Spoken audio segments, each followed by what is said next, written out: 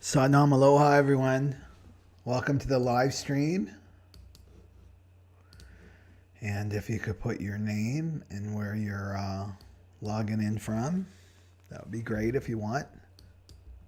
I'm just going to get my comments up here. Okay, so this is a quick live stream on the types, the human design types. In relation to what is going on in the chart, in the transits. So I'm just going to share my chart here. There we go. We're going to get this all ready. There we go. Right there. Okay. So you're probably feeling the energy. I mean, if you're not, I would check your pulse because it's pretty intense right now, the energy with this Mars-Uranus North Node conjunction. So this is the human design chart. Let me get this overlay off first. Just bear with me. Okay. Overlays. There we go. Right.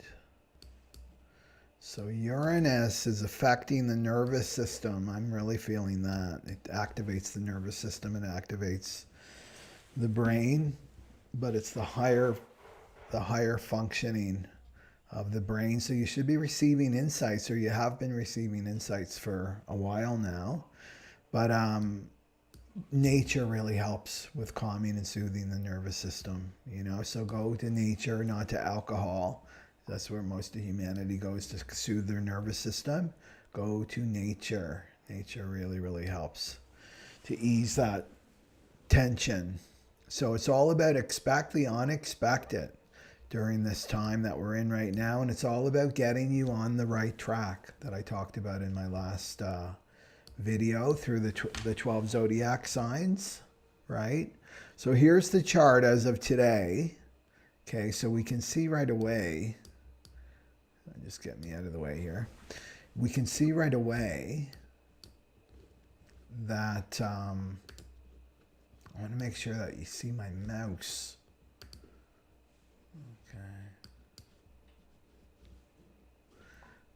That the nodes have changed. I'll probably do a more in-depth live stream on Tuesday about this. So it's still the South Node in Scorpio, North Node in Taurus. So remember, it was 4323, right? So now we've moved. So our storyline is shifting, but we're still in the archetype of Taurus and Scorpio, letting go of Scorpio and embracing more of the Taurus archetype. So, okay, I'll go into that in a sec. I don't want to get distracted here. And we have a channel. We always want to look at the definition. So this is, the definition is where it's colored in. Okay. So if you don't have your own chart, it's a good idea to get your own natal chart. You can go to jovian.archive.com. I always have it in my information box, and click there and you can get your free chart. You don't have to give your email address. There's no big ropes attached, right? You just get your free chart right there. And it's a good idea if you follow my channel, because you'll be learning more and more about your chart. And incidentally, I'm extending the sale, the 50% off for August 2022 as well. So that will end in September 1st, because I'm working on a new batch of recorded readings. This is more about just like the basics, like where to start. What does your body need to eat? This is all about your uniqueness. This is not one size fits all. You know, we're all eating bug burgers and drinking cricket milk, and this is what the powers that want us to, want to control and maintain control of the world They want us eating all the same foods because our food affects our consciousness, and then our consciousness is at the same level, low, subhuman. It's all about getting us to subhuman, and makes humanity more controllable, right? So, but you have your own unique way of eating according to your design type. So what your body needs, so it's operating optimally, because this is what we can count on right now. This is North Node in Taurus. Taurus is all about the body, the physical body, the earth. This is we've been taught New Age teachings is all about, checking out, going up there. This is what enlightenment is. We're in the 5-dimensional, we're in the higher frequencies, which is true, but we don't live there. What true enlightenment is they don't teach you this. It's getting more and more into the physical form. It's about embracing our physicality. It's about embracing the earth plane. This is bringing heaven into earth, right? We're bringing this consciousness into earth. This is what's happening for the Aquarian age. So your body needs to be able to hold these higher frequencies. Why do you think there's such an attack on our bodies and our health? It's to keep that energy from coming into the earth plane, right? So the best use of your time and energy right now is to get your health up, like up, because there's more attacks that are coming, in the fall. So this helps. These human design is such a gift to humanity. It's like, what does your body need, right? So that you're operating optimally, so that you can bring these higher frequencies into the earth plane. What's the right environment for you? How does your brain work? How does your mind work? What you're supposed to see out in the world. And more importantly, how you're designed to make your decisions according to your aura type and meditation. And it comes with a meditation. But it's all about taking the authority away from the mind, right? Taking the authority of making our decisions away from the mind into the aura, into the physical body. This is what's going to, this is the narrow path that we're walking right now into this new age of Aquarius. Okay, so just keep that in mind. You just type in friend, all caps, and then you get your 50% off, and it's 1.5 hours unique to you. Okay, so so let's look at these centers that are defined. So what makes definition? Remember, is that 19, that's in the Earth, hooks up with the 49, that's Saturn. So Saturn and the Earth are creating definition here. So the Earth is our evolutionary lesson right now as a humanity, a collective. And what is that? Codependency. It's the shadow of codependency. It's letting go of our dependency on these outside authorities, right? The 19 is all about that. And it's also about our relationships. We're going through huge shifts and mutations around our relationships and how we relate to one another. So letting go of codependency on our relationships. And this means, like spiritually in a nutshell, is letting go of putting that person in between you and your relationship with the divine, right? That's what codependency really is. It's like, I'm making that person my God. I'm making that person my authority over me. I'm giving my power over to that person. And it works the other way too, right? Because it takes two to slam dance. So if you're on the other side of codependency, you're both codependent, And meaning that, I feel so responsible for this person. This person won't survive without me, right? That's the same thing. It's just the same. It's just a different expression of this codependency. So we have to let this go in our relationships, and then our relationship to the outside world. It's all about going inside. It's like going back inside. All your answers are in there that you're seeking. Your authority is inside you. Everything is inside you. That's what all this craziness and chaos out in the world is pointing us back. It's like, oh my God, I can't depend on this. It's like shifting sands, right? There's no stability out here. This is why it's happening. We're evolving. So, and evolution is an inside job. You got to go inside. It's calling us to go inside and get clear on who we are, our authentic self. It's your authenticity that's going to really, save you during this time. It's about being authentic. So letting go of this codependency is a must. So this channel right here, right, this 1949, this is about bonding, okay?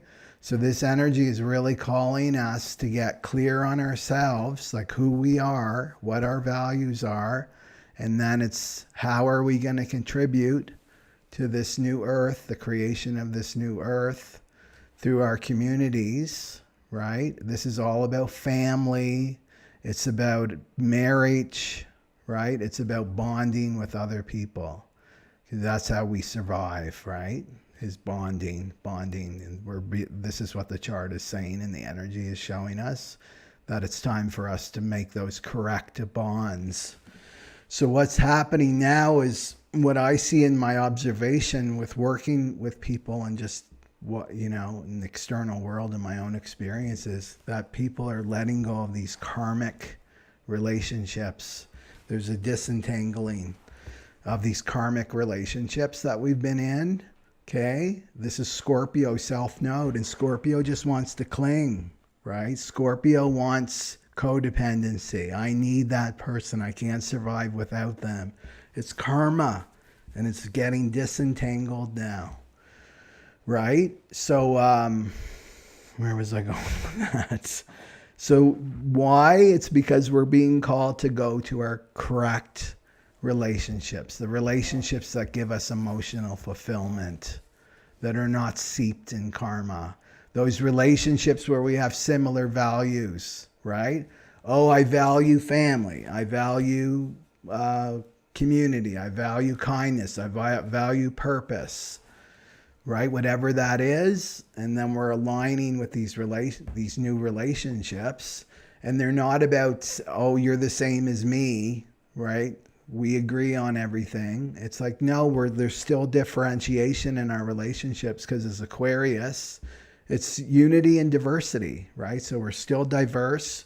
We're still our unique self.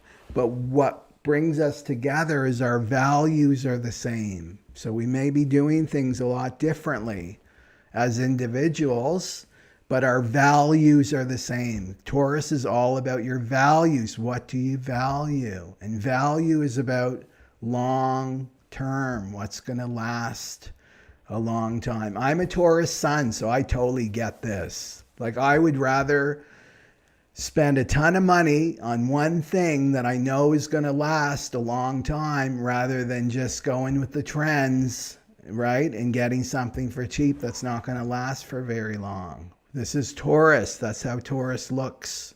Like, they know a Taurus, if you're operating correctly as a Taurus, you know what has value, right? So start using that towards people in your life, right? Not just things, because Taurus can get locked into material things, their money and their material possessions.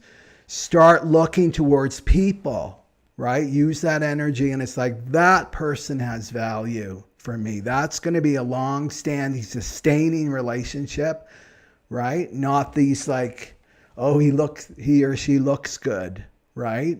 On paper, or, has a sexy butt or whatever. It's like, you got to drop all that superficiality now. It's time to be looking into the future. And that's what Uranus is teaching us. It's all about the future, right? So this is how we have to start making our decisions. It's like, start looking to the future, right? What's going to be long lasting? What's going to sustain, right? That's Taurus, sustains us for the long haul.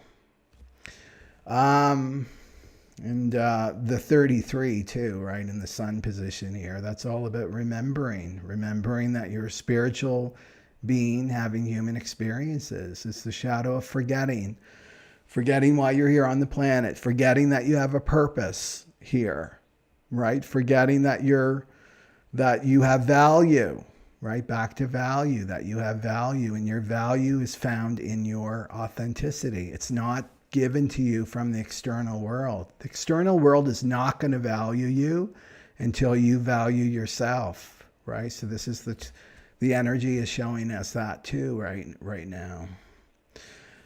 So what else did I want to say? So the 17 I talked about, so that's looking long term.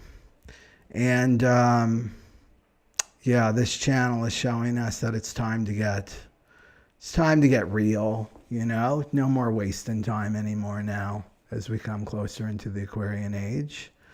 And this is going to, you know, because the eclipse season's coming in the fall. Like this weekend has really set the tone. Like things are going to start really moving really, really quickly in terms of change. And you got to get clear on your relationships. That's what I see right now. Because the eclipse season is going to be, you know, because there's a bunch of planets going to go are in retrograde. Jupiter just went into retrograde. So it's going to become more and more difficult to disentangle from these karmic relationships. And they're just big distractions that are keeping you from growing and evolving and moving forward and shining your light, right? Like who you really are, living to your highest potential, the highest version of you. That's what this energy is calling now for each one of us, is to raise that bar, that we're much greater than we've been told we are. We have much more powerful than we've been told we are, you know, throughout our life. So, what was I going to say with that? These live streams. Okay, so we've got that conjunction, right? We've got Mars in there in the 2, the second gate. We've got Uranus in the second gate, right? And then we've got the North Node, and you'll see they're all 2.6. 2.6, 2.6. So 6 lines, right? If you're a 6-line profile, you're a mutative being. This is a mutative time that we're in right now. So Mars is going to give you the willpower, right? It's action. It's about action. It's about instinct. And then Uranus is the awakener, right? It's the flash. The flash of the future is coming. And so Uranus, some people are like, oh, it's the shock, right? Uranus is just a shock. It just came out of the blue. No, it didn't, right? If you're honest with yourself, there were bitty little signs along the way before you get to the big Uranus moment in your life. This is the unexpected. It's like with fish. They said there's that, I'll probably not get this quote correctly, but before the big fish comes out of the water, there's always a little movement, like, right? There's always a little movement before you see the big fish come up. It's like a subtle shift, you know, in the water. So that's like the universe is like there's subtle shifts that we're just feeling. If you like I feel it right now, like feeling into your body, like something is coming, right? We are all connected. So feel that, because the Aquarian age is all about getting in touch with the subtlety of energy. It's all about frequency and energy now, you know? And then, there's something coming, and not to deny it or go into your mind, things are always going to be the same. Right? It's like, no, my intuition didn't really mean that. Until you get the big blow up, right?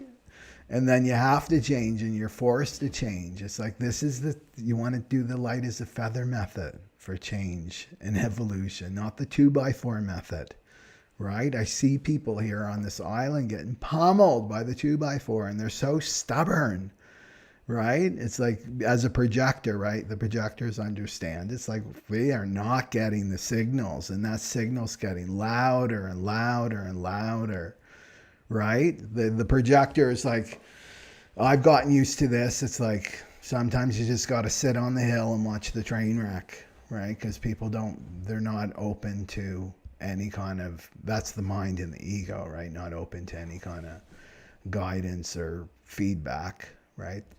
The ego, right? Telling you that you know everything, right? Worm tongue here represents the ego in my world, right? Whispering into your ear no, everything's going to be okay. Everything's going to be the same. Just keep doing same old, same old. And it's like, no, this is not the time to be doing same old, same old.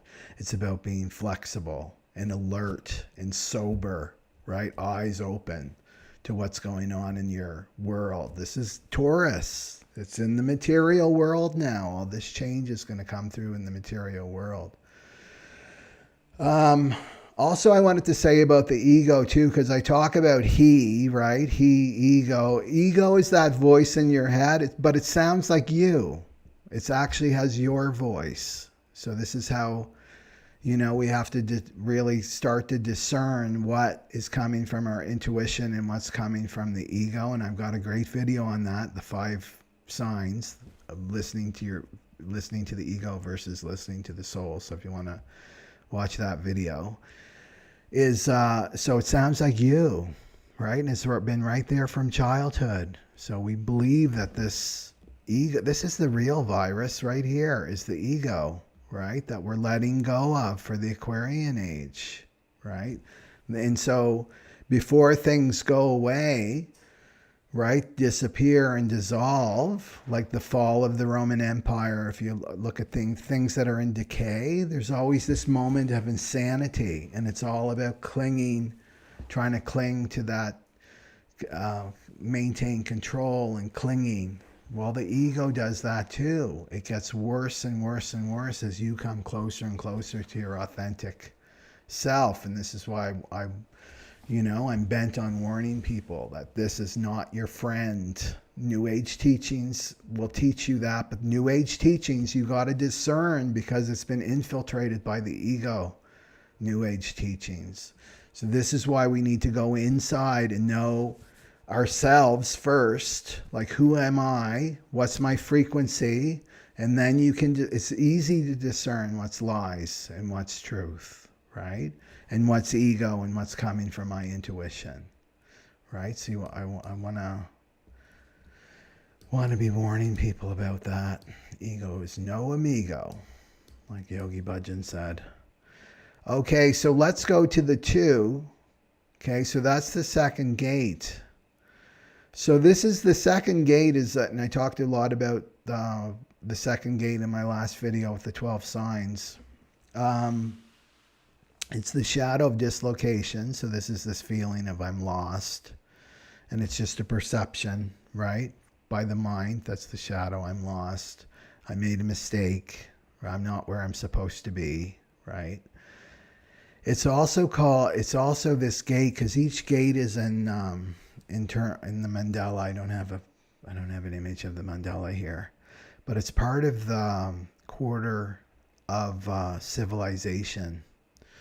So that adds another theme to this second gate. And this goes with this 1949 that's been defined here. This is about bringing spirit into form. Spirit into form. It's part of that quarter. And this means contributing. It's creating new structures. That's the quarter of civilization is about, creating new structures.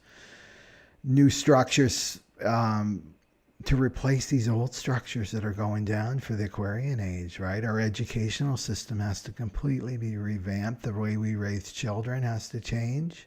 The second gate's all part of that, right?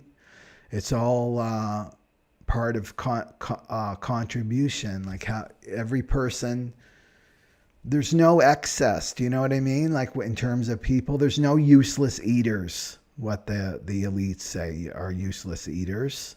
There's no such thing in the spiritual world. If people exist on this planet, there's a reason why they're existing. They're supposed to be here. They're part of the whole, just like you.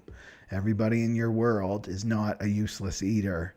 No matter what it looks like, they're a useless eater if they're not serving this system, right? That's rooted in fear, that exploits people. That's their definition of a useless eater. If they're not giving me energy, their money, they're a useless eater. There's no such thing. So this is what this is about. It's about, like, everybody has their own unique contribution to the whole that they're here to contribute. And it's not from an exploitive place, right? It's coming from their soul. Each person is coming with a gift to this planet to contribute to the whole, right? So the second gate is part of this, right? How we work together and create these new structures. And it's also about women, because the second gate is feminine. The first is masculine up here, right? And Neptune, no, not Neptune. What's activating the first, the self node, of course, because the 1 and 2 are together. They're programming partners. So the first gate is masculine. So we're leaving that. I'll talk way more about this on Tuesday, right? So leaving that masculine way and then embracing this feminine way. And this has nothing to do with feminism or, any kind of mental concepts of what feminine is. This is spiritual. These are energies. It's not even about male form and female form. They're energies. We have both of these energies inside of us. So this is the return of the divine feminine during this time, right? The second gate represents the divine feminine. And it's bringing, in terms of the quarter of civilization, is how women are fitting, how they're going to fit into this new paradigm as we create the Aquarian age, like what roles women are going to take. And it's going to be surprising. That's what I see. It's very, very surprising, and something we're not used to, because it's not about swinging. Well, we've been in a patriarchy for the last 2,000 years, and now we're going to swing back to a matriarchy like we were before that. It's like, no, we're coming to the balance. We're coming to a balance point. But clearly the feminine and masculine are at a balance right now, right? So that's part of what's happening too in terms of our evolution,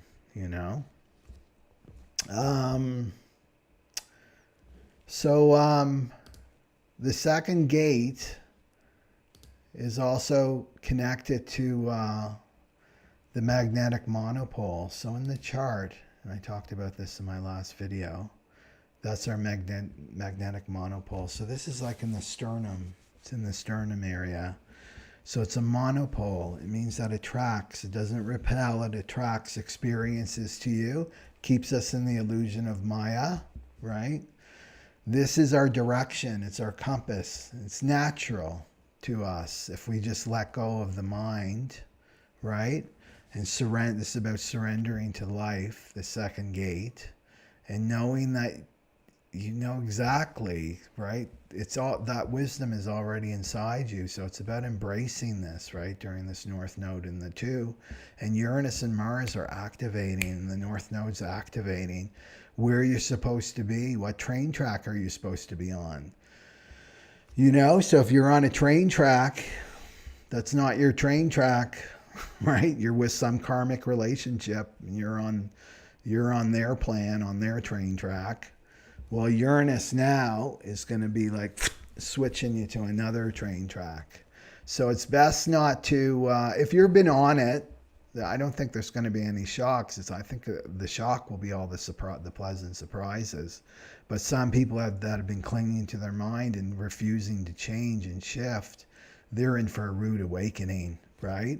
So if you're in that camp, it's just like go with wherever life is, like train track you're going to be going on, right? Like go there, right? Life knows best, and life takes care of life, right? With this too.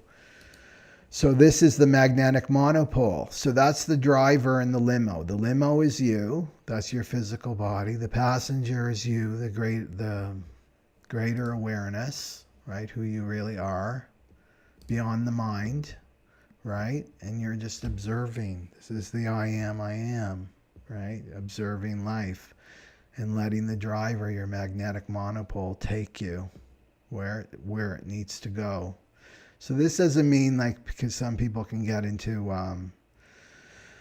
does that mean I'm completely passive and sitting on the couch all day and my driver's just going to, no, you've got to participate in life, right, too.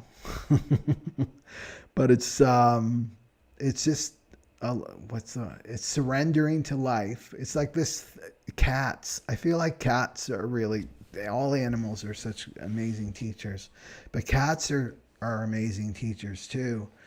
And that, would you call a cat passive? Like they know how to relax and chill, right? Cats, they're very relaxed, but they're also alert. That's the paradox. They're both relaxed and alert. So that's like us as the passenger, the observer, is we're relaxed in the body, but we're also alert. And that means we're present. That's what the cats are. They're just present in the moment. And remembering when you have to move, before the fish comes out of the water, you're going to feel the shift in the water. You're going to feel the shift in the energy, right? It's all about just being present. And then you'll know when to move, when to act, and when not to act, right? So it's getting more and more in touch with your subtle nature. And you don't want to be listening to the ego. The ego just wants to pull you away from your authenticity, pull you away from the present moment, right? Create all these horror stories of what's going to happen to you, you know? And so when you're doing this, here's the codependent relationship again, right? It's getting, putting the ego between you and God, your relationship to God, making the ego the middleman, and keeping you out of this, your greater self, right? Out of your greater power, out of your soul purpose, right? The ego is not your authority. We've been making, most people on the planet make this their authority, is their ego. And ego's everywhere in the world. Ego's mainstream news, right? So you don't want to be listening to this anymore. You want to be listening to your authority. Okay? So it's about really letting go of the past right now. And I really feel strongly, just because it's in the 19 there too, is to let go of these karmic relationships. We've got to let them go. You know who they are, right? Your intuition's been screaming at the top of its lungs that you've got to let this person go. You have to finally let this person go. And you don't do it with your mind. You can't do it with your mind. You can't let go of somebody with your mind. It has to be your whole energy body has to release and disentangle. You have to disentangle from your heart connection. And it can be really sad and upsetting because there was love there, right? There was something there, right? But karma is being paid now, right? Contracts are being ripped up now. It's time to like move on, because if you don't do this work in the eclipse season, it's going to be painful. People are going to go through a lot of painful experiences during the eclipse season, because these contracts have to go, right? They have to go. It's time to embrace the new and move on. And it's the unknown. Uranus is about the unknown, right? It's something completely new. It's new territory. Maybe new territory, like new. Like you haven't even experienced it in your past lives. This is completely new territory that humanity has not been in before, you know? And I love this quote, right? If you continue to carry the bricks, let's say your relationship bricks from the past, then you're going to end up building the same relationships, right? So you want to let this karmic stuff go, right? So you're not bringing it into your new relationships or jumping into another karmic relationship because you didn't learn your lessons, you know? Okay. So what else did I want to say about this? Oh yeah, and we've got Mercury in the 4 right there. There's more echoes of this message.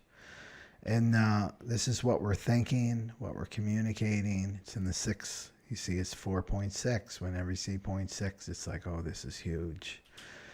And the 4 is about, you can see it's coming up off the ajna there, the 4. This is the shadow of intolerance, and it's the gift of forgiveness.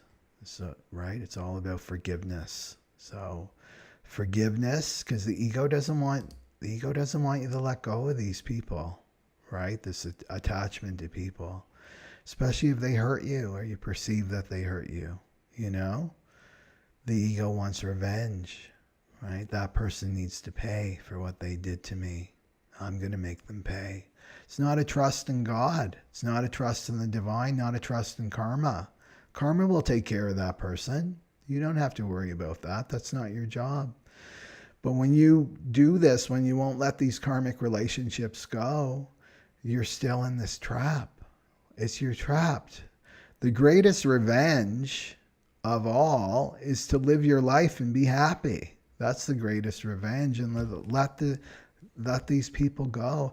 I'm seeing people stick with their karmic relationships. They're so unhappy.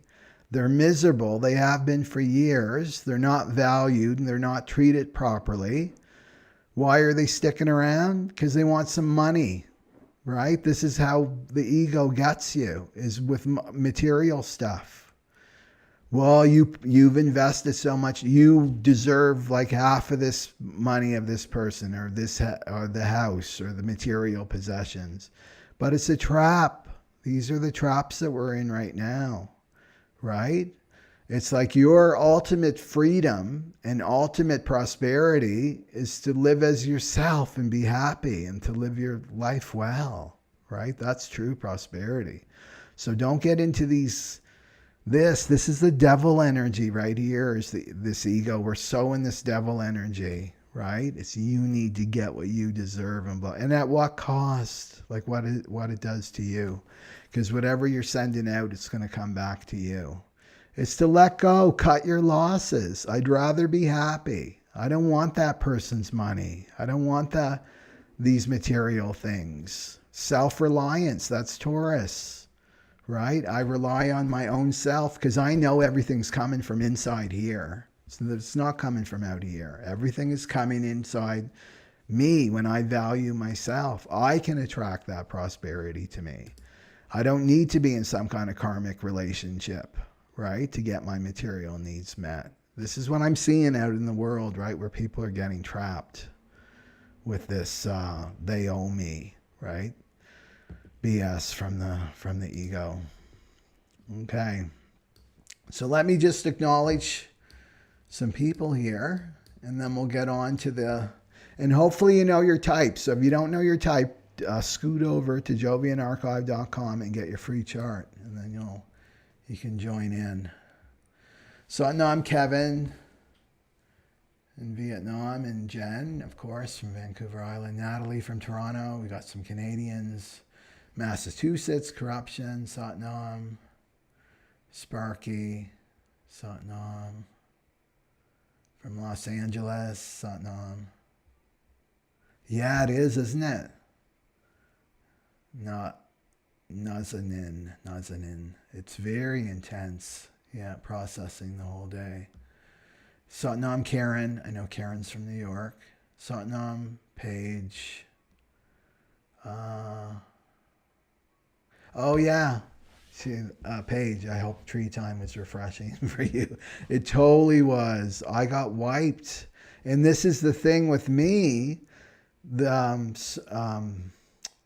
My soul got me up at 4 a.m., 3:30, 4 a.m. And that's like the magic time. That's the Amrit Vela. It's where the sun and the earth are. There's at a 60-degree angle, and this is where your subconscious mind, right, starts releasing during that time of the day. And I was getting the intuitive message, it's like, you need to let go of a person. You need to let go of a person. And my mind was like, are you nuts? Are you crazy? I have no one in my life that I feel that I'm in a karmic relationship now. And then, but I opened to it. And the message was, it's holding you back. It's like it's putting out a frequency field that's preventing this new relationship from coming in. And I just opened up to it, and I did a meditation, and I just put my prayer out. And it was my ex-wife. And I haven't talked to her in a couple of years now. And we're divorced and everything. So in the material world, and I've done lots of forgiveness work and my own accountability and how I was in the relationship and stuff. And then the intuition was like, no, but you're spiritually still connected to her. And that was like when the light bulb started coming on for me. It's like, oh, I'm still energetically connected to her because I made vows. Those vows are not just, those vows are, when you make marriage vows or any kind of spiritual vows, they hold a lot of value in the spiritual world. And it's like, oh, I've never disconnected from the spiritual world. I didn't have the divorce on the spiritual world, just on the material world. So then it was like, oh, okay. So I just sent a prayer. You don't need to do any special. I just did my cold depression, Waheguru, you know, that meditation, Waheguru. Did that meditation and then did another meditation. And then it was just like, the prayer was just like, release me, right? Release me from any energetic connection I still had with her. And then the emotions were like intense, crazy intense, you know? And that was coming from deep, deep in my soul. But it wasn't just this lifetime. It was like all those lifetimes that we spent together, right? I had images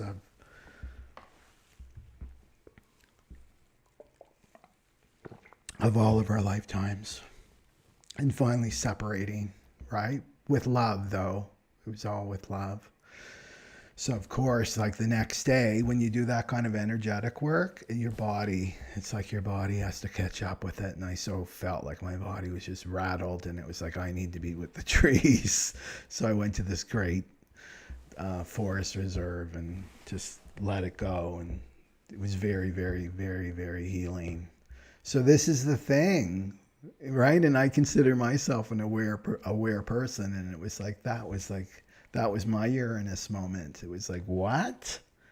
I've been sitting on this, right, for a long, long time. And just did a little ritual too at the forest reserve to finally say goodbye, right? So that's what I would suggest with everybody listening is to send that prayer out. Like maybe I'm not aware of somebody that I'm still in a karmic relationship with, even though I haven't seen them, right? I haven't seen her since 2017. You know, that you may be in the same boat as me, and just like it's about energetically, spiritually releasing that karmic relationship. And it's very, very painful, right? But then, you know, that's what growth is. So you have to get uncomfortable and then into this space. And I felt that expansion, especially this morning after I had a good rest, right? Yeah. Thank you, Paige, for bringing that out in me. Okay. Satnam Wicked Snail 777. Yeah. Tula Bean. Yeah. Okay. Yeah, Lisa Myers. Okay, you're listening to the Aura Type. That's great. Yeah, and listen to it again if you got your recorded readings. Listen to it a few times. Okay. Yeah, K, energy cord work. That's right. Yeah. Okay. And Shy K, North Carolina.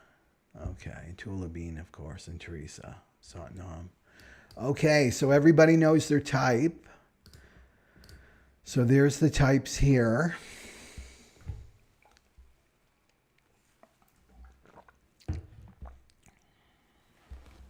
So we've got the 5 types. Oh, what happened to the manifesting generator? Oh, that's funny. Well, manifesting generators and generators, they're under the same umbrella of here. I know MGs don't like that because there are some subtle differences between the generator and the manifesting generator. But basically your auras are the same, okay? Next time, I promise, I'm manifesting generators. I'll have you up there too. I just quickly grabbed that image. I mean, yeah. So the generators are 70% of the world. They're open and enveloping aura, right? They include everybody, right? They're like the fuzzy bear auras. Then you get the reflector. That's only 1% of the world. And that's resistant in sampling. They sample, right? And then the projector's 20% of the world. That's me. I'm a projector. Focused and absorbing, right? You can see that. And then the manifestors are closed and repelling. They're all about moving energy, right? The manifestors. So we're going to go through each type here. And incidentally, because we're on the relationship train here, is that each type is has their own unique way of being in relationships. And this is another reason why it's important to know human design, because then you understand people a lot better.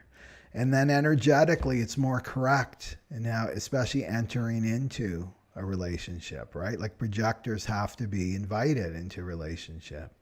Manifestors have to initiate the relationships. It doesn't matter if you're a man or a woman, right? Or a man or a woman in the projector, if you're a projector type. Generators have to respond, right? And then the reflectors have to be included, right, in their relationship too, right? And they have to see the reflector, like really see the reflector. Because the reflector, the 1% of the world, there can be a little narcissism, right? If somebody falls in love with the reflector, they could be falling in love with their own image, because that's all they see in the reflector, right? So they have to, the reflector has to be aware of that. Are you really seeing me, or are you really seeing yourself? You know? Okay. So let's do some cards for each type. And I think I have the overlays here. And we're going to start with... yeah, there's probably more generators here. And if you're a reflector, please let me know if you're a reflector, because you're so rare. I want to honor the reflectors. Okay. Okay. We're already at 46 minutes here. So my next batch of recorded readings that I'm working on are all about your soul purpose according to human design. I'm really excited about putting all that together. Okay. Let's see. We'll see the overlays. Why am I missing? Oh, there we go. Okay. Well, let's start off with the generators. The generators. Okay, the generators. Let's start with the generators. What the generators have to hear during this time.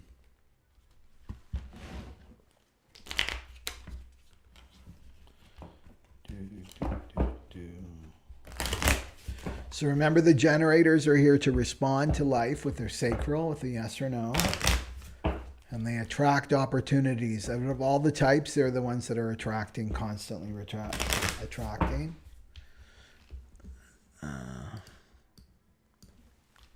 With the yes or the no. So they can fear, right? The generators can fear, like nothing's gonna happen. I'm not gonna have anything to respond to, or I better grab this, even though your mind will tell you that, but your sacral is saying no. So you can count on your sacral, right? That's in the navel region of taking you where you need to go, right? And then you're aligned with this, right? You're aligned with the magnetic monopole when you're listening to your sacral. And that you're using that to make your decisions in life, not the mind, you know? Okay. So, let's see what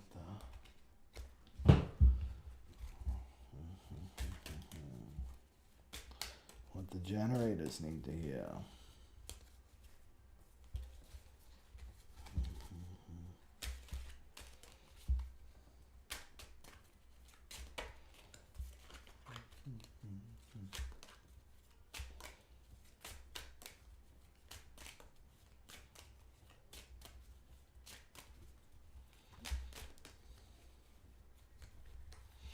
Oh, I'm just thinking too, in terms of yogic teachings, you know, there's 10, according to Kundalini, ancient Kundalini yoga teachings, we have 10 bodies. We have 10 bodies, so 9 bodies beyond our physical body. And there's something called an arc line. So that's our halo.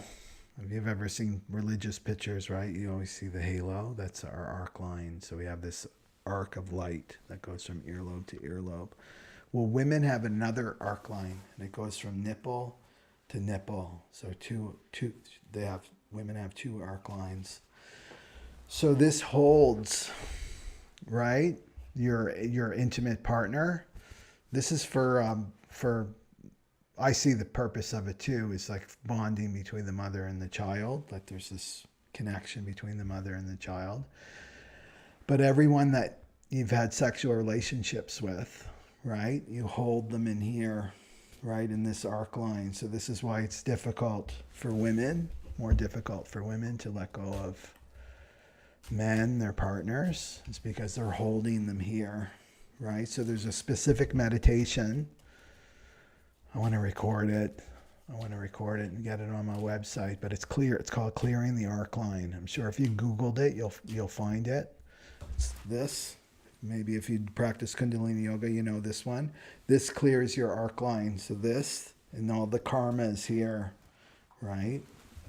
That's why it's so difficult, and they promote this promiscuity, in our culture, and people don't know, right? Women don't know what it's doing to them to be promiscuous. It's like, I want to be like men. I want to be promiscuous too. You're going to hold, the man will forget about you a week later or whatever. If it's just sexual, just sex, physical, and they go off, but you don't forget them because you've taken them into this arc line, right? So it's called clearing the arc line. If you feel like, I can't let this man go, right? I can't let this person go that I've had sexual relations with, and I know they're not of value, like if you're looking long term.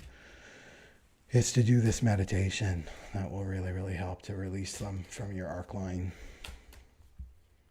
right? And it can confuse the psyche of the female too, to be holding on to so many men, especially if you've been promiscuous.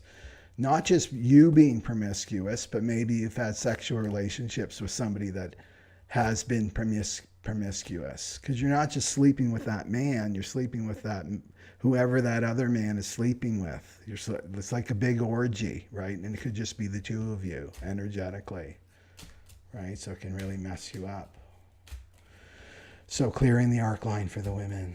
I'm really called to tell that. Maybe it's for the generators. What's the other card for the generators here? What's the ego thing for the generators? Okay. Well, that's interesting. So the card, the ego card for the generators is called Dark Story. So this goes straight to the ego. That's telling you stories, dark stories about what's going to happen, right, in your life. Well, if you do this, if you listen to your sacral that's saying yes, yes, yes, this is what's going to happen, right?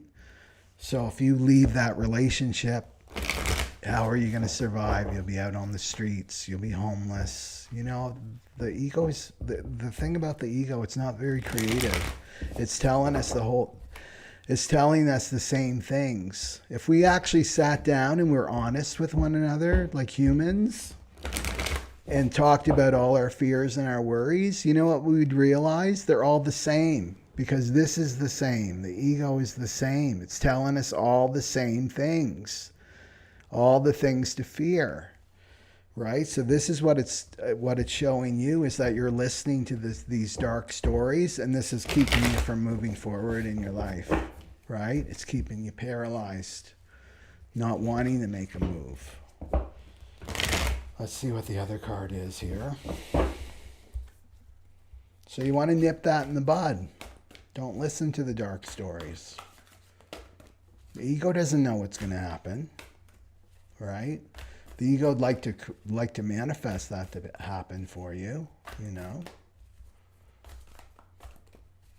Just bring yourself into the present moment. Like, that's the big secret, is just in the present moment. That's what Uranus is teaching us. Just be in the present moment and you'll be fine. And listen to your sacral generators. Okay. What's the generator card here? What's the generator card?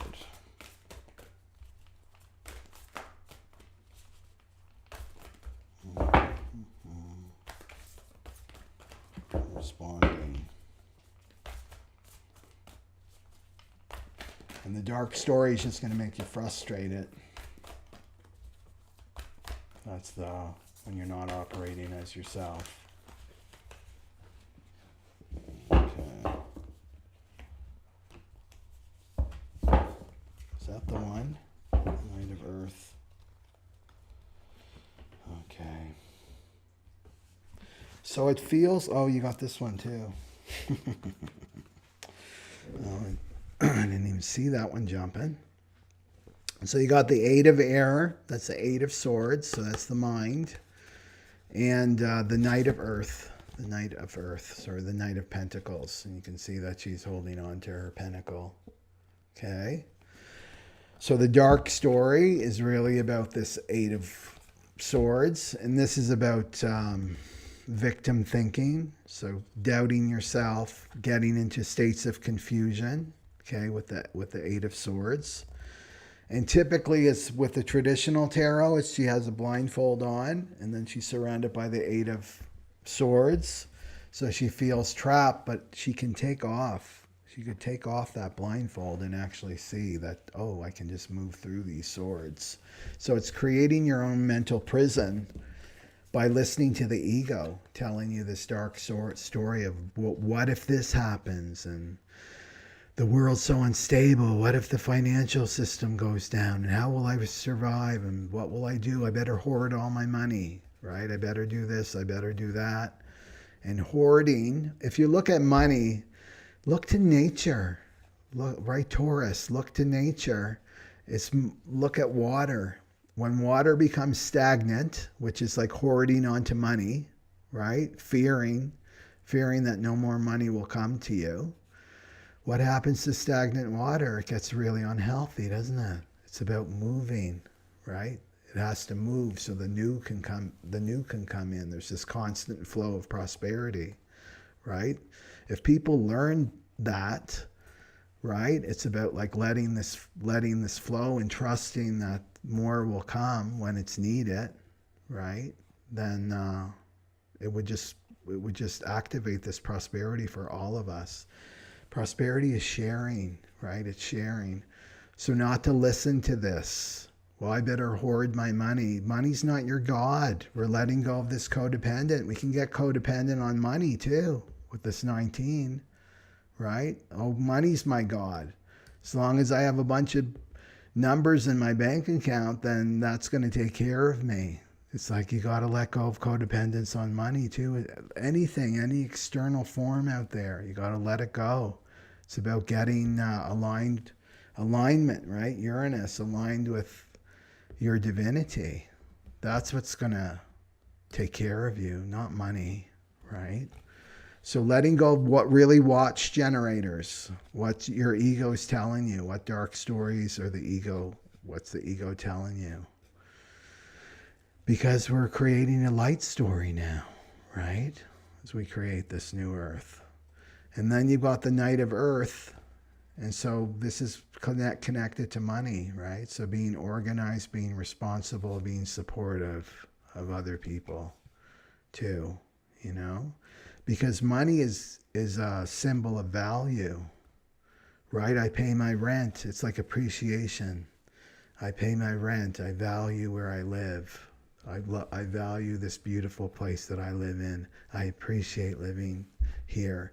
I appreciate my internet, right? I'm paying my bills with that kind of energy, right? I appreciate these products and services, right? If you're a healer, a teacher, life coach, right? You do the same to others, you know, and they'll do that to you. Yeah. So, and that you can, this Knight of Earth is also saying that you can create your own wealth, right now. Some of the darkest times in humanity, people became very wealthy and prosperous because they were ready to shift. Uranus, right? The water's shifting. The big fish is coming out of the water soon. I can feel it. Everybody can feel it. It means we've got to change. We got to get innovative in how we make our contribution. It's about getting aligned with your purpose, right? Your purpose in life, and trusting that you're going to be supported. Yeah, with this. It's looking to the future. Oh, and you got the creativity card. Dark story is the same old tired old stories that the ego's been telling every single person. Been telling that to your mother, telling that same story to your father and your grandparents, right? Holding them back. This is creativity. This is old energy. Dark story is old energy. It's decay. It's destruction. Creativity, this is new and fresh, right? New and fresh energy. Coming out of left field, this is Uranus, right? Those insights coming to you. Creativity. Like, look at it like that. If you're worried about money, look future, right? Like, the future. What does humanity need? What are my gifts and talents? What does humanity need? And how can I bring those two together? And then as soon as you do that, prosperity will be chasing you. Money will be chasing you, right? Like, really add value. It's all about value, right? How can I add value to the people that I serve and help, you know? And it comes through this creative energy. That's going to give you the insights through your intuition. Not this.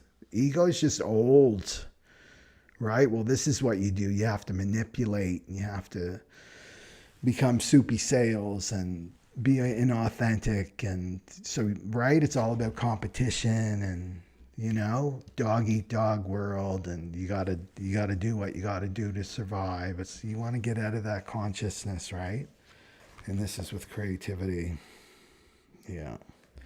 And responding, right? Respond to these creative ideas with your sacral, if they're correct for you. Right? This has nothing to do with the sacral, the Eight of Swords. It's victim thinking. You're not a victim. Nobody's a victim. So that's the generators. And I think we have a lot of generators, right? Yeah. Okay. Oh, is there a reflector on the line? Yay. Khalid. Where are you from, Khalid? So the reflectors are the ones that they really show how we're doing as a group. 1% of the world are reflectors. Okay. Let's go for the manifesting generators. Okay. So remember that the manifesting generators, they respond as well. They've got the open enveloping aura, and they respond with their sacral. And they need to be patient. That's their big thing, is patience. So let's go for the manifesting generators. What do they need to hear?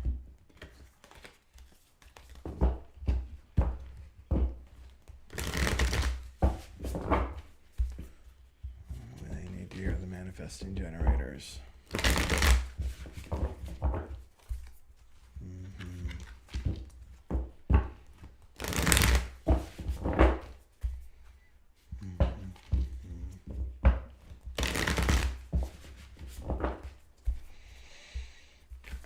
And again, when they're operating correctly, they feel fulfilled, right? Especially in their work. Generators and manifesting generators are the creators and builders on the planet. They've got all the energy.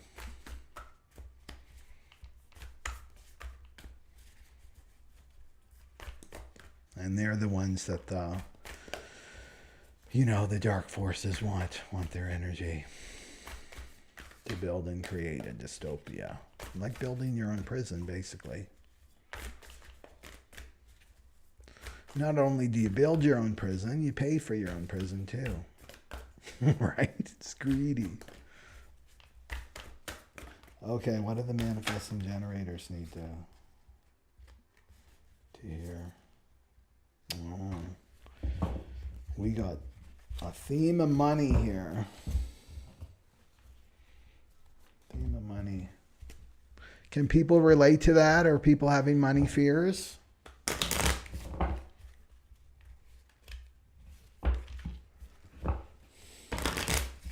Like I said in countless videos, right? That fear, our whole collective unconscious is being cleared and purified right now. This means our past, our ancestral past is being purified and released. We can't bring the past into the future, into the Aquarian age. There's no room for it. That something on the external has to hold the frequency of fear, like something.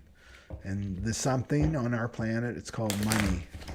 Money's just neutral, but it has so much power because we've given it so much power, right? So that it represents fear. Money represents fear. And you look at wealthy people. I know wealthy people here, and they're afraid that they're going to lose their money. People that are poor, I know people that don't make much money here. They're afraid that no more money will come in. It's the same fear. But it's just expressed differently, no matter if you got lots of it or you don't have any of it. Okay. So the manifesting generators. Okay. What do the manifesting generators need to hear?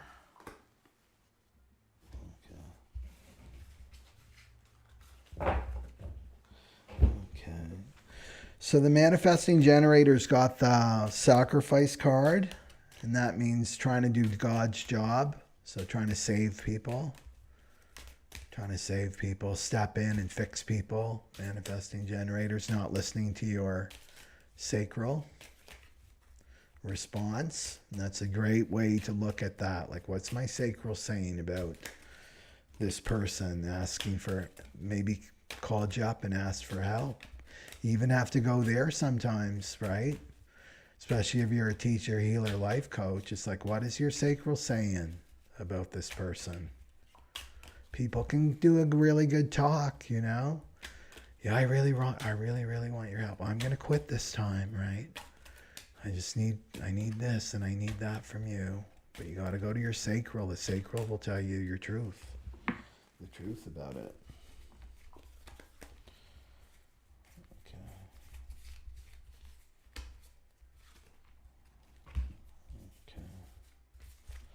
Okay, I'll take the two cards.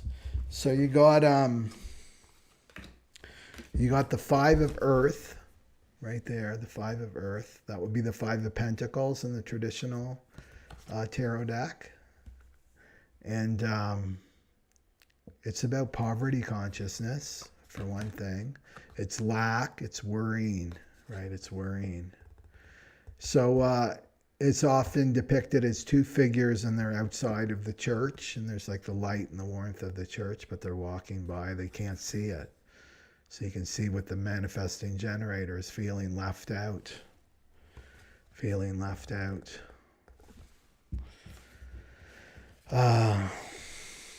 Of support, like not feeling supported. Yeah. And there's something about sacrificing. And you've got self-love. So this is rooted in not loving yourself. And loving yourself means to trust yourself, right? That you have everything inside you, manifesting generator, to attract this abundance and prosperity. That you don't need to go into sacrifice, And this goes back to religion. This is what religion has taught us. To be a good person is to sacrifice yourself. And sacrifice at the lower frequency. And that means like sacrificing your authenticity, your authentic self for another person, right? Oh, that means you're a good person. To go against what you know is true, go against your sacral, right? That's what sacrifice is as well. That's not loving yourself when you go against your own natural authority. It's not loving yourself at all, you know? That God, the divine, has given you this this authority, this natural self-authority coming from love, and that you're not listening to it. Yeah. And this is where the rubber hits the road, right? When you start to see the bank account money going down, what's going on in the world, right? Seeing other people, right? Losing their money, losing this, losing that, is to not, there's the saying to be the lighthouse for the Aquarian age is to be the lighthouse, not to go into sacrifice. So you look at the lighthouse. The lighthouse doesn't run into the sea, the stormy seas, and try to save the ships. The lighthouse just stays, right? In its power, stays and shines the light and lets the ships come. Like, come over here. I'm over here. The light's over here. Safety is over here. That's what I see. And the ego's been telling you to go into sacrifice, right? You got to go into sacrifice to save people. You got to go out in the sea and try to save people, right? You'll go down. It's like a well too, the old well story. To save somebody, you got to stay on the top on the ground and put down the rope. You can't go down in the well with that person, then you're both trapped, right? So not listening to this old story of the ego, right? Because it's putting you in this, right? And this is scarcity consciousness. This is poverty consciousness. I have to do this. I got to go be the pincushion for this fall because more is coming in order to keep my job, right? That would be another example of that. And that's going in your sacral is screaming, no, don't do this, right? So not to fall for this because the poverty stuff's going to get you. And nothing is as it seems, Nothing is as it seems. Uranus can come along and you can get a windfall out of the blue. Uranus can come along and then boom, you're in debt, like serious debt. You don't know. We have no control over life. And then you got mastery, manifesting generators. So this is a big lesson that you're in, right, for this conjunction.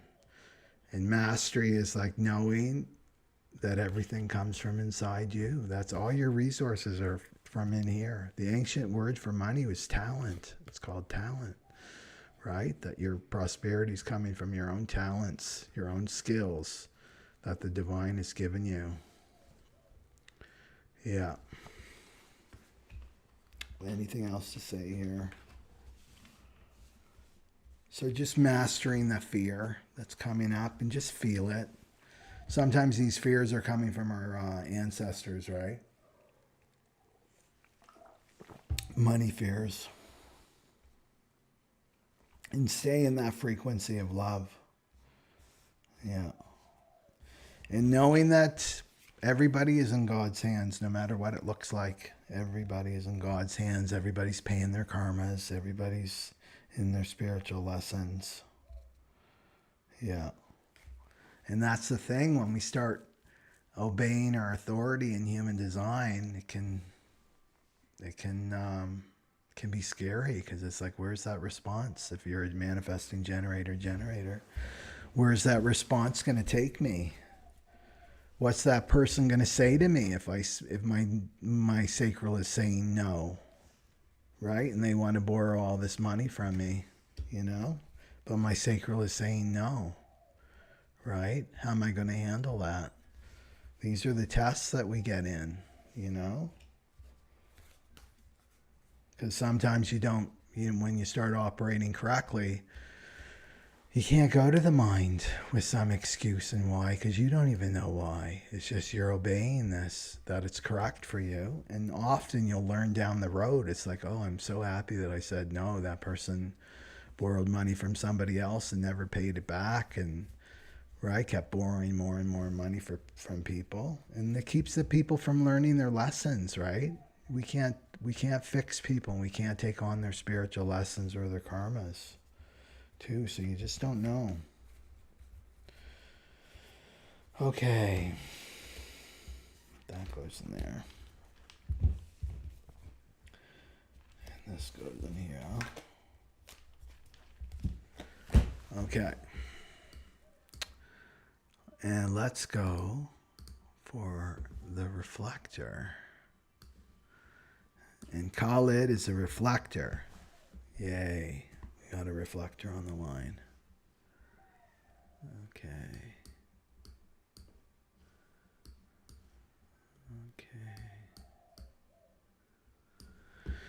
Okay.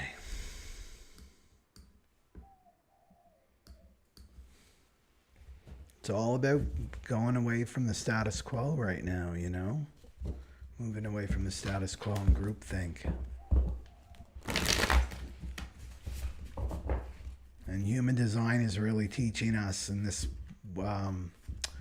transitional period, is in the upcoming Aquarian age, it's really teaching us to love ourselves and to really be our authentic self. And what does that mean? It means going against the status quo. It's part of the spiritual test, you know? Can you stand as a community of one? Can you stand as a community of one for a time? To stand in your own truth and your integrity. No matter what the world is telling you, your family's telling you, your friends are telling you, can you stand in your truth? That's the test.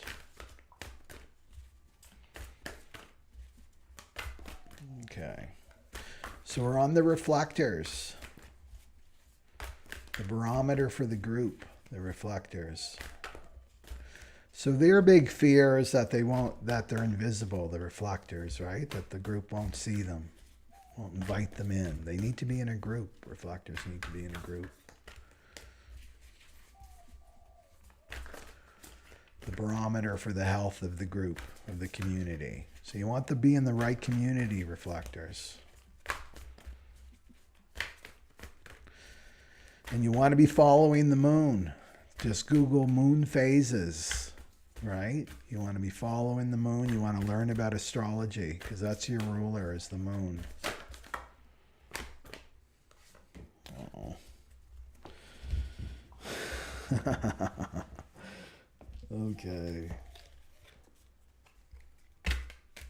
Let's just do one, and I'll show you this card in a second. What is the reflector got to say here? What's the reflector? Didn't hear. Whoops. This one. Getting called to do two for the reflector. And then okay. What's the reflector need? Tell me what the reflector needs. That one right there.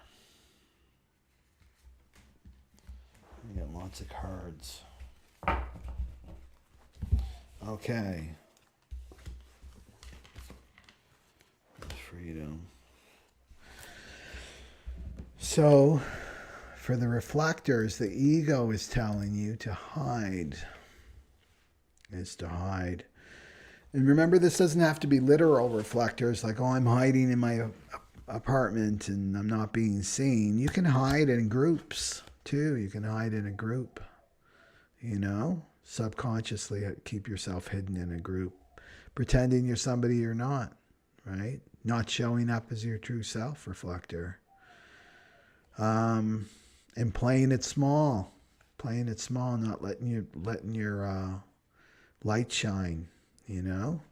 And then betrayal. So betraying yourself by hiding.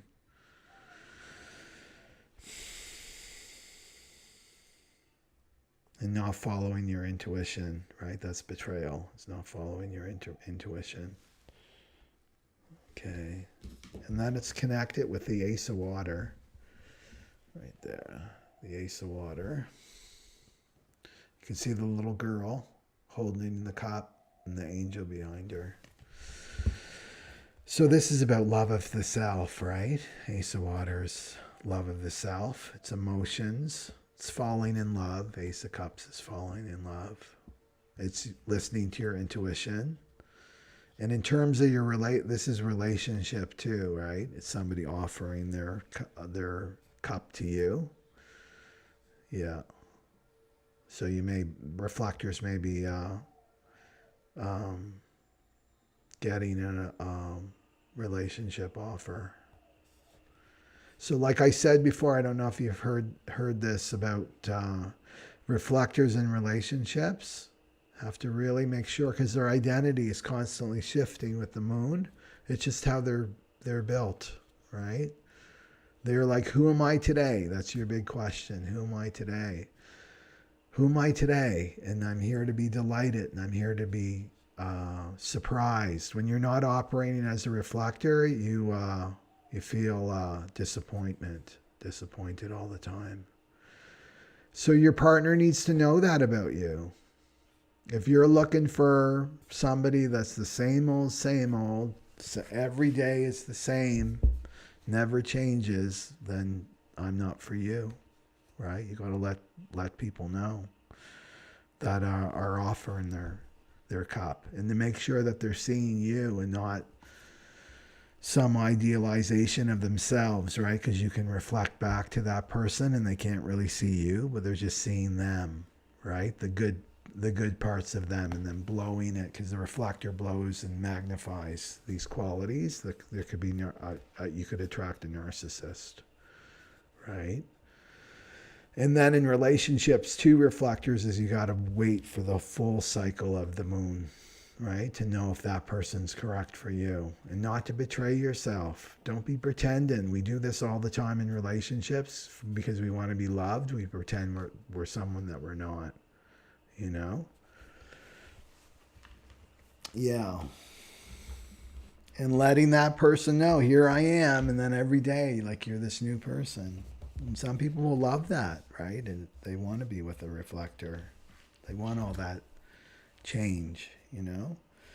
And then we got the creativity card again, and then freedom, right? So your freedom as a reflector is to just go every day. It's like, who am I today, right? That's your natural state. Who am I today? I'm going to be surprised by life today, right? Yeah, I'm going to be creative. I'm going to welcome this creative energy, because this is the evolutionary energy, is creativity. Yeah. To not get stuck. Like, that's not good. Not a good place for the reflector. It's like, I'm forever this identity, and I'm forever this, and these are the habits I have. And that's not you. That's not you at all. You're here to be fluid and free and surprised and delighted. If you're not surprised and delighted by life, then or if you're not surprised and delighted by your partner and the people in your life, then you're not operating correctly, right? If you're disappointed, it's like you need to check yourself. Like, how am I not operating as a reflector? So this is saying, yes, offer of love, but it's also telling you to love yourself. The Ace of Cups is to fall in love with yourself. Reflector. 1% of the world, that's you. Only 1%.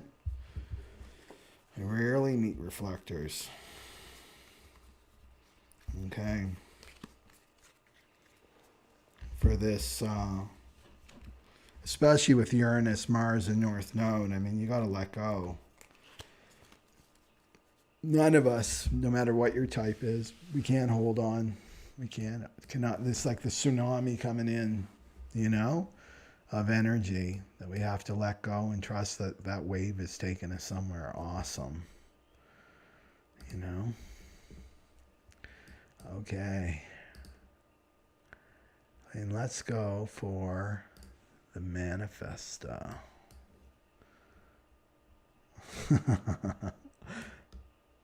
Okay.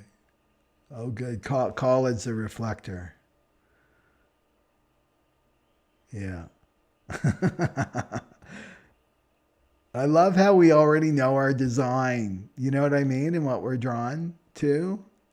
Because when I was a kid, I remember watching this movie. It was like an old movie on TV, and I got really into this one part. It was Houdini.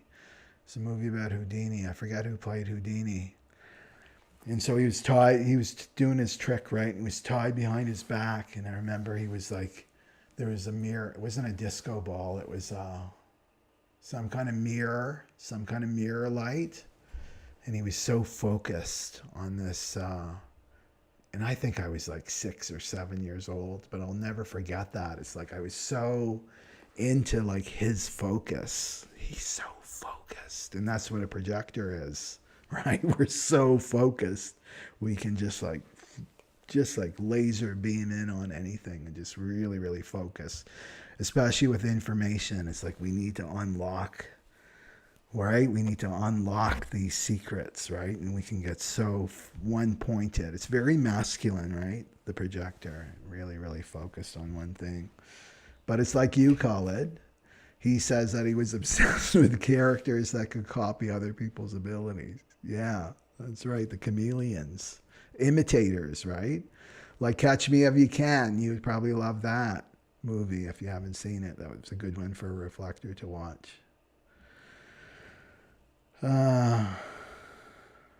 Okay. So Sunflowers is asking just quickly that she's an emotional generator. So you're a generator.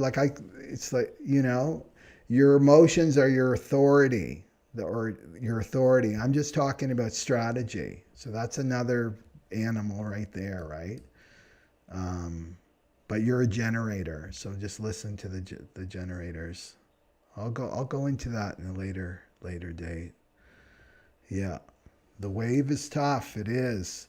But you know what? It's just about feeling. It's just about feeling, right? The solar plexus, we're evolving through the emotional body. That's the wave. That's the flood, right? The 40 days and 40 nights is like that's from biblical times. The flood is the internal flood, and that's our emotions. So when in doubt, and I said this before, is to feel. Right? Don't try to figure it all out. Just like feel. That's what I did yesterday in my big thing, right? I have to let go. Are you kidding? Just went into the emotional body because that's where all the work is. And then you let go. That's what's trying to get through to people, because we've got a Chiron opposing Venus too, and that's about how constricted and repressed humans are with their emotions, right? So it's about letting that go, letting those emotions surface so that we can expand into our greatness. So the manifestors have to initiate, right? And they've got the closed and repelling auras, right? So they can really trigger people. Manifestors can attract a lot of relationship problems just because of this aura that they have, you know? So they're always impacting, right? That's the big question for the manifestor is, can I have an impact, right? Can I affect these people? Can I affect this workplace? Can I affect the world? Can I affect these people, right? Do I have an impact? So the thing too about manifestors is they have to initiate their relationship. They're not waiting to respond to a relationship offer. They're not here to be invited to a relationship. They're the ones that have to initiate relationship. So this is about facing your fear of rejection, right? Will that person accept my initiation? You know, that's one of the fears of the manifestor. And they've got to inform. If you take anything from this video, manifestors, is you have to inform. And that means sharing yourself, right? So if you want to talk about sharing, because the manifestors don't want to be controlled and they don't want to lose their freedom, right? That's what the ego is telling them. is what you do when you just initiate, you just do your own thing, because that's what manifestors want to do. They just want to do their own thing and be left alone. They don't understand why these other types are they're so needy and they're codependent and they're in this and that, because you operate differently than the other types, you know? And so there's this illusion that because they can operate independently, but this is not the time of the lone wolf during the Aquarian age. You're not going to be able to do everything on your own. This is a time where it's bringing us all together. This includes the manifestors too. They have to come into collective consciousness, right? That's what we're moving into. But as individuals, is when they just initiate and do their own thing because they don't understand why do I have to tell anybody what I'm doing? I'm just doing it. That's their attitude, right? It's this independence, which is the ego.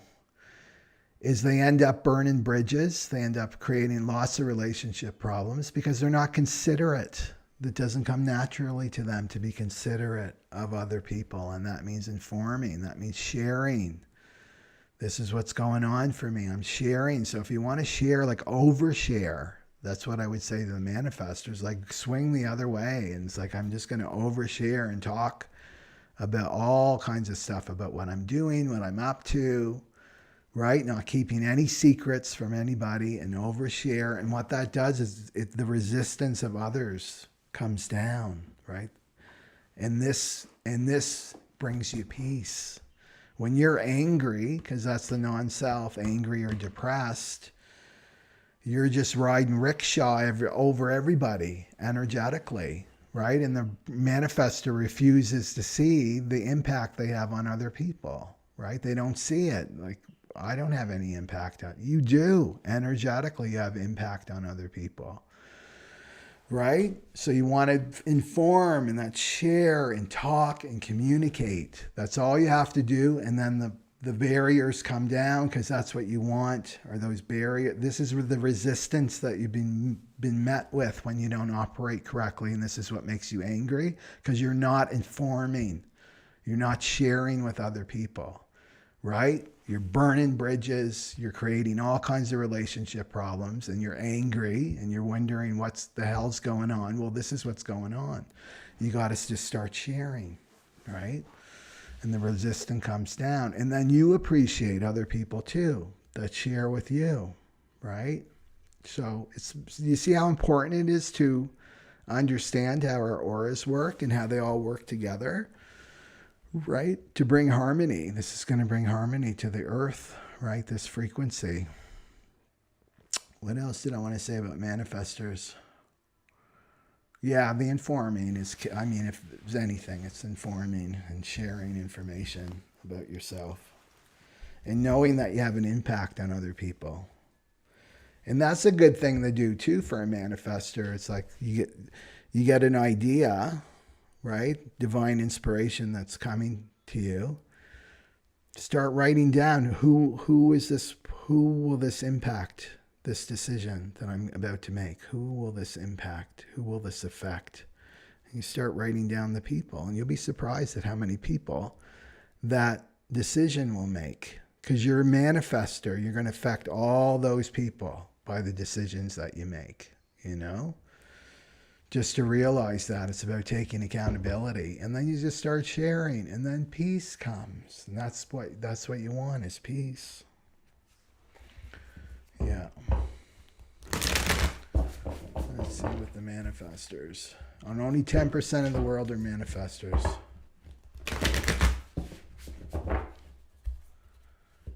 Yeah. It's a real eye-opener. I mean, I'm a projector. When you move out of victim and you start seeing the power that you do have and the power you do have over people, it's quite an eye-opener, because your whole self-concept starts to change, right? You become more responsible. Because we can't act independently. Look at cells. in the body. What cells act independently are the cancer cells, right? They become a destructive force. So that's what the manifestor becomes, a destructive force. They're a creative force when they're operating correctly, but they're a destructive force when they're being their non-self, when they're listening to their ego. Okay. I want to become more considerate of other people.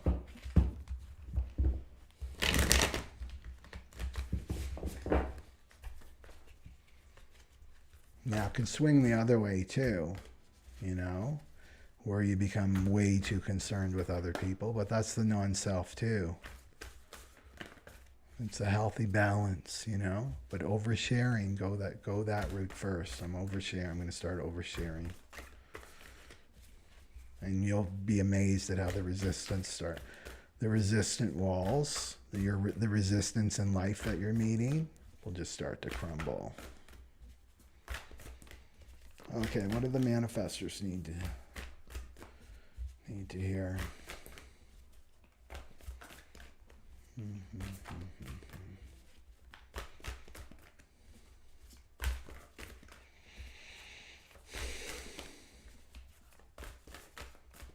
Okay, what's the manifestor?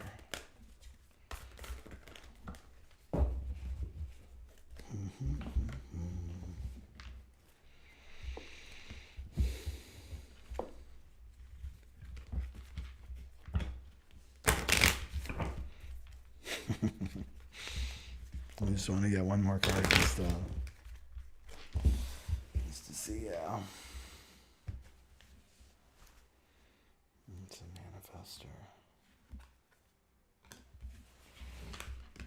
Oh, this is interesting. So the manifestor got the shame card. Shame. So fear of failure. Fear of failure. So that's listening to the mind and the ego.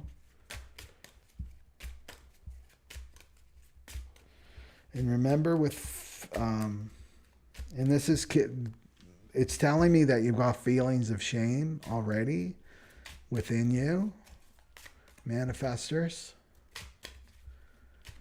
I feel like it's been imposed on you, this shame.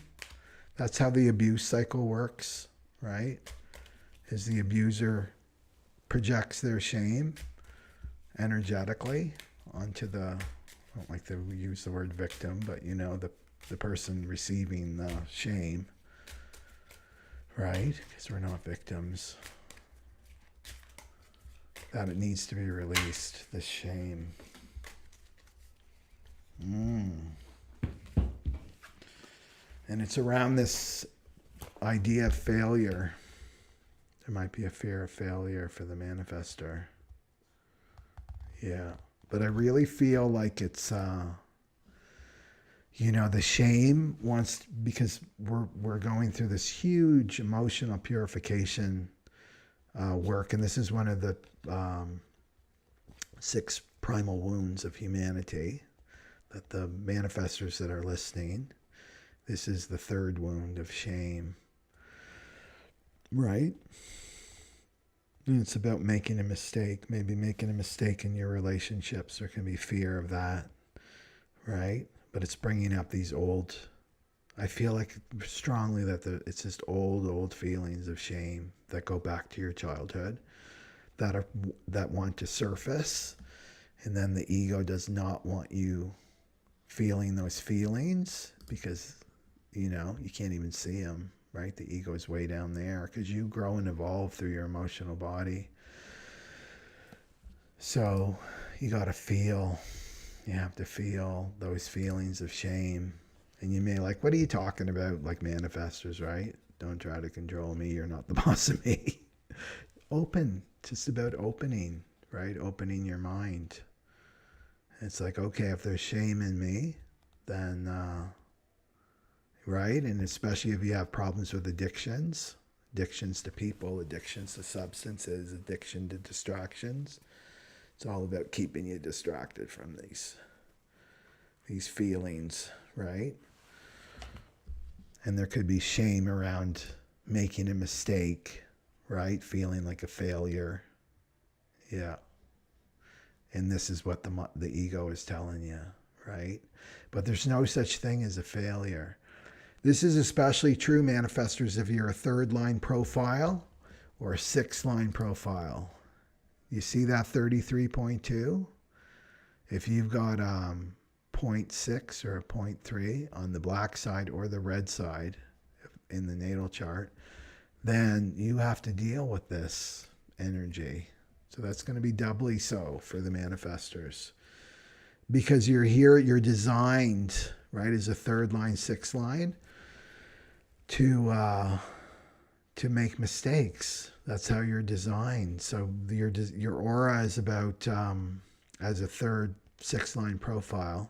This is beyond being a manifestor. This will apply to everybody, actually. So listen to this. If you're sixth line, third line, you're designed that life's going to bump into you and you're going to bump into life. You're designed to be penetrated by life as a third line, sixth line. And why is that? Is so you learn. You're accumulating all these experiences, right, in your life. So if you're sixth line, it's the first 30 years. If you're a third line, it's your whole life, right? You're here to learn, right? This isn't about failure at all. It's not about winning and losing, right? It's just about learning, making discoveries.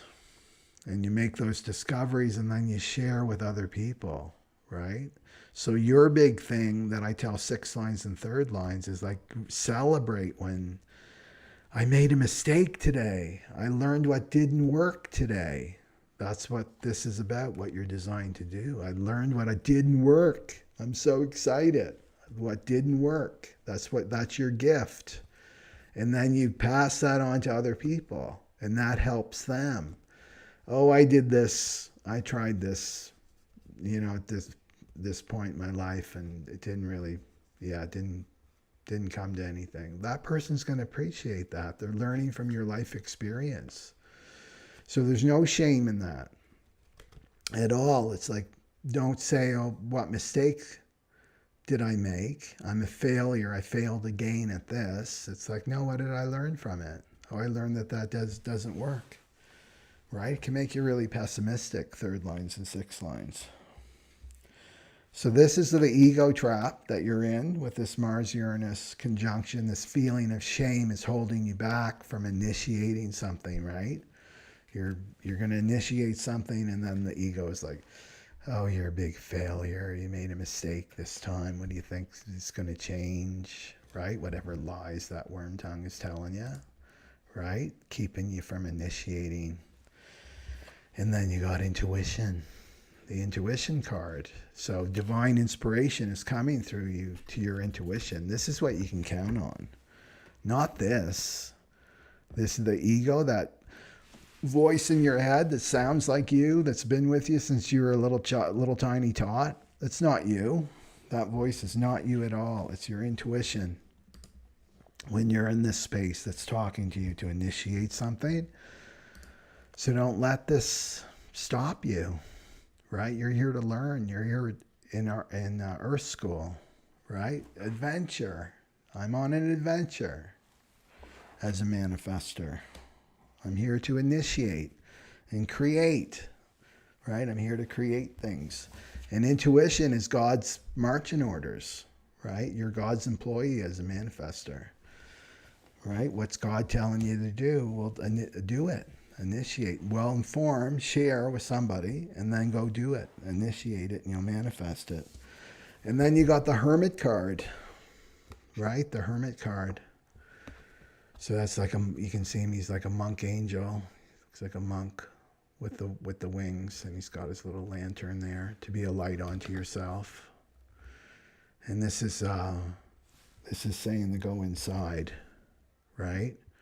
Go deep inside your own self. Listen to your intuition, and then inform, and then initiate. Yeah.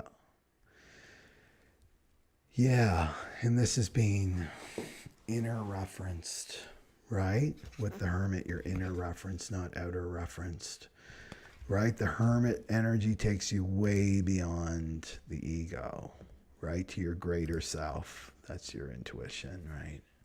In the hermit energy. Yeah. So it's telling me that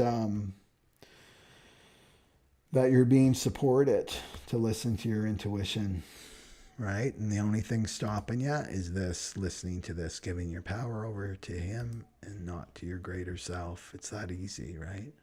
That all your answers are inside you, and to trust that, trust your intuition, right? And if you're stopping yourself, like I'm a failure in this and that, listening to the ego, go even deeper into your emotional body, because that's the only power he has, keeping you away from these emotions. You feel these emotions, you're here. Ego's way down there, right? Manifestors. So feel. It's just about feeling. I'm going to just allow a space. I'm going to go into the hermit mode, alone in my apartment or alone in my room, wherever you are, alone in a room in a house, out in nature, and I'm just going to like surrender, like let these feelings come up. I'm not letting them rule me anymore, right? I'm not going to listen to the ego.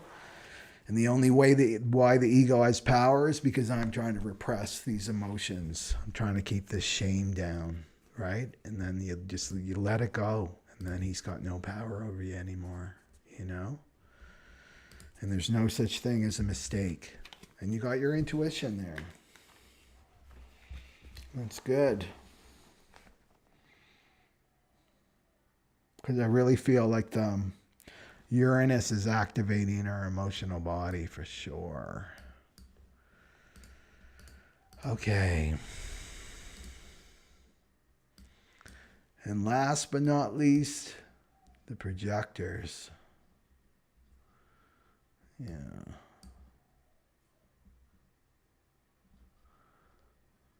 Okay.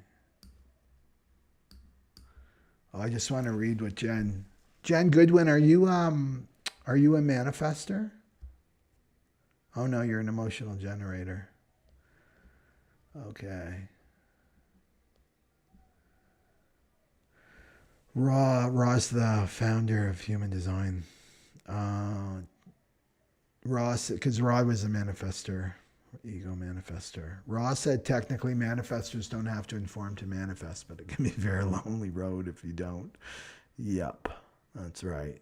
And they'll be met with resistance too. Yeah. Okay. Yeah, it is a tough path. Jennifer said 3-6 generator. Yeah. Can make you very pessimistic. There's a third line. Until you've learned, right? You're not here to have the 2.1 kids and the picket fence life, right? The sheep life. You're here to have a very colorful life is the third and sixth line. Okay, the projectors. The projectors. Waiting for the invite. That's our dilemma as projectors. Just waiting, looking at the clock. When's that invite coming? When's that invitation coming? And the thing is, we always want to be another type, right? Like I feel I would be such a great manifester, me. Right? But I'm a projector. And whenever I try to initiate, it's like it just blows up in my face. That's the thing when you go against your type, especially if you know you have the information. I feel like life's really forgiving when you're ignorant and you don't really know, right? But once you know, that's when it gets more more intense. Like, no, this is not going to work for you. Yeah. So are there projectors out there? Okay, let's do this.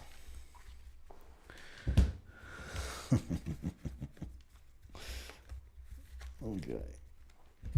So the projectors have to wait for the invite. An invitation should be coming, right, with this Mars-Uranus North Node conjunction, getting you on your right path. It's a projector.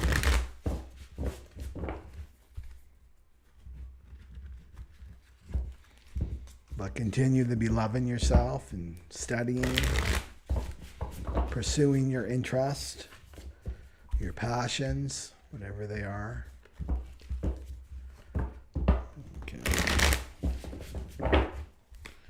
What do the projectors need to hear?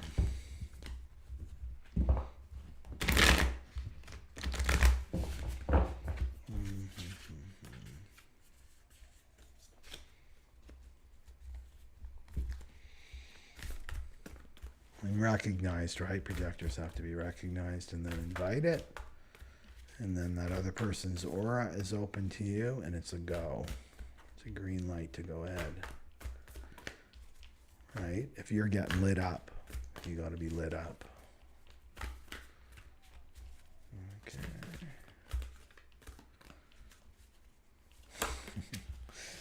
Okay, what does the projector need to hear?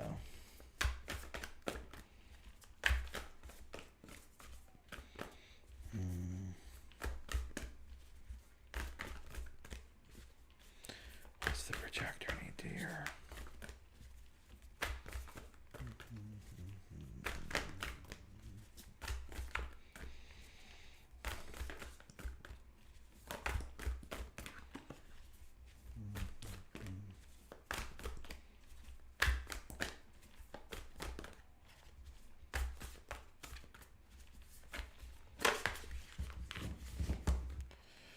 Only got 2, 3. Okay. Well, you got some good cards here, projectors. So projector wants to feel successful, right? That's when they know they're operating correctly. They feel successful. And when they're not, they're bitter. So you even have to be invited for your opinion and what you think about things, right? So if you go see a movie with friends, right? The projector will know like what that movie was all about, you know? And wants to blurt out what they think they know. Well, you just wait. Because your aura is going to attract to you the invitation. You let your friends flap on and you may be thinking they don't know what they're talking about, right? But you just keep your mouth shut. And then they're going to feel your absence, right? And then they'll invite and they'll say, what do you think, projector, about that? And then their aura is open and then this beautiful font of wisdom comes out of your mouth, right? That's how the energy works. So you have to trust that your aura is going to attract the invitation. You have to trust how you're built. Okay, what's the projector need to know here? So you got the conflict card. So to me, this is an inner conflict. And you may be experiencing it on the external world too. There's an inner conflict. Some kind of power struggle. So this could be between your mind, right? Your mind in having faith and trust in your aura. What's this here? Okay. It's control. That's what I see here is control.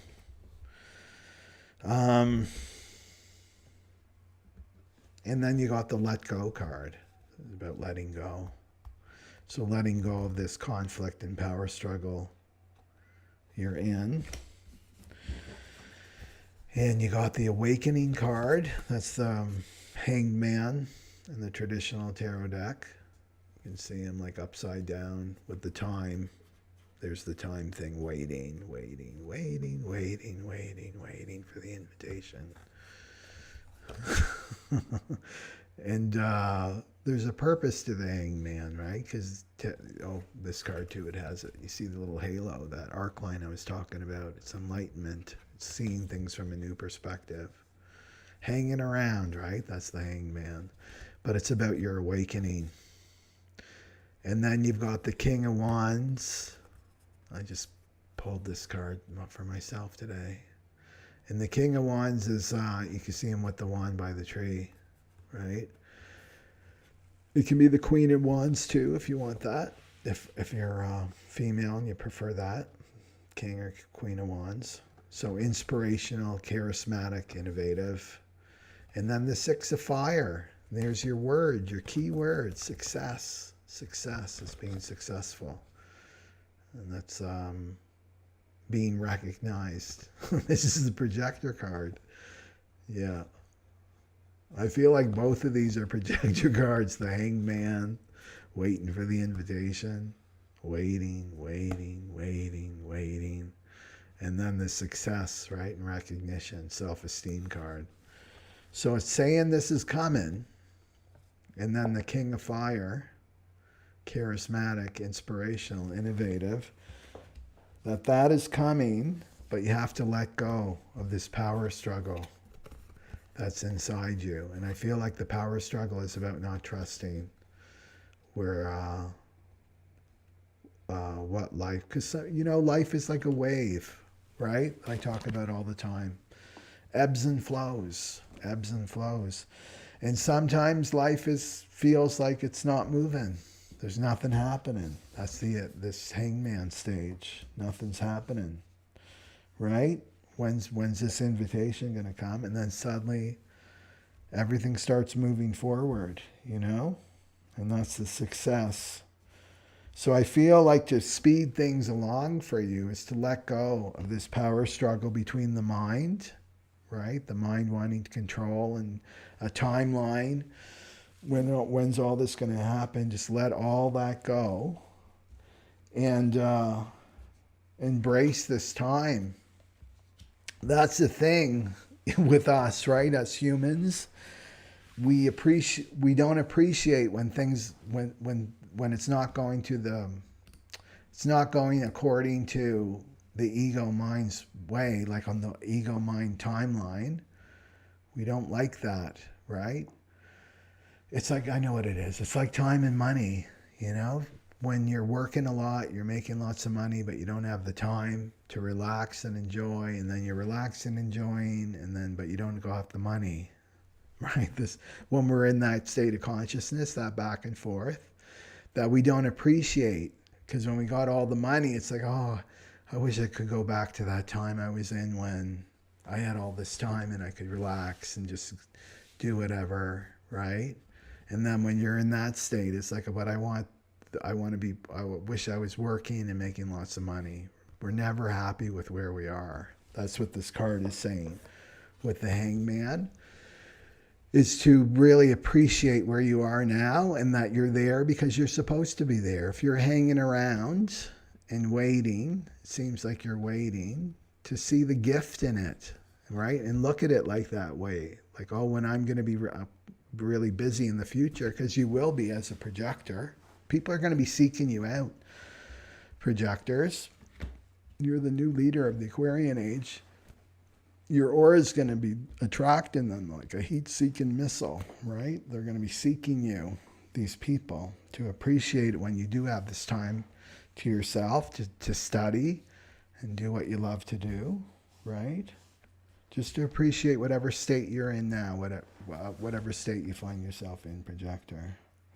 And get innovative, right? Uranus is all about getting innovative right now, especially around the ways that you earn money. We have to get innovative. So letting go of the power struggle, letting go of this, that's all that's saying. Let go of the mind, thinking that it knows best, right? Your aura knows best. Your projector design knows best. Anything else with that? And success will come, right? Yeah. That looks really positive. It's just about letting go of the mind. That's all. Yeah. And trusting. Okay. That's everybody, right? I think so. Okay.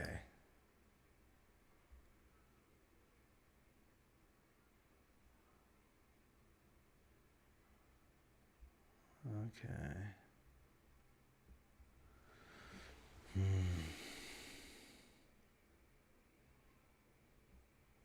Yeah. Yep. It's all about what doesn't work. That's your gift. Not what works, it's what doesn't work. Yeah. Yogi Bhajan, the master of Kundalini Yoga, he was a 5'3". Was he a 5'3"? I think so. 5'3", MG. And it's really interesting when you have teachers' charts, spiritual teachers, because you can see them that they're teaching through their chart. And he studied all the Vedas and the ancient Indian scriptures that went on and on forever, right? And he said, I read like 20 pages just on the chakras, right? 20 pages from these old Vedic scripts. And he goes, but this is all you have to know, right? This didn't work, but this didn't work here, right? And I appreciate that. People appreciate third lines and sixth lines for that, because it saves you a lot of time and energy going down dead-end roads, right? Yeah. So it's about embracing, but don't go into victim about it, how you're designed, right? It's as third and sixth lines, you have these very colorful lives, right? Very, very colorful, interesting lives that you get to share with other people, and they'll listen to you. Okay. So that's it. And on Tuesday, at this point, I feel like I'll go more into the nodes and how they affect the 12 zodiac signs. And let me know, like, press like and comment below if you're into the human design type format that I'm doing now. I enjoy it because I'm learning more about, sharing more about human design and learning more too with everybody, because it's a living wisdom, right? It's not all like, human design is not dogma. It's a living wisdom, and it's moving through each one of us. So if you're like a third line or sixth line, then you're adding to the conversation with human design just through your experience, right? Because you're the expert of what it means. I don't know what it means to be a sixth line. I'm a 2/4, right? Projector. But you know what it's like to be a sixth line. That's why I love listening to people who have had the experience. This is the age of experience, the Aquarian age. It's not about reading about something and then I'm the expert now because I read it in a book. You're the expert of you in your own experience, and then you get to share that with other humans, right? So keep that in mind. And my other message would just be to take good care of yourself and your body, because we're getting so much energy, going through so much energetic shifts. So take care of your body. And when those opportunities come, initiate, respond, right? Accept the invitation if it's correct for you. Be included in the group, right? Whatever your type is, because this is the time where it's like the magnetic monopole is getting activated and we're getting right on the right train track we're supposed to be on, right? So don't resist any like sudden out of the blue changes. These sudden out of the blue shifts and changes and expansion of awareness, all that is all about getting you on the right track, okay? So I will see you on Tuesday. Okay. Satnam Aloha, everybody.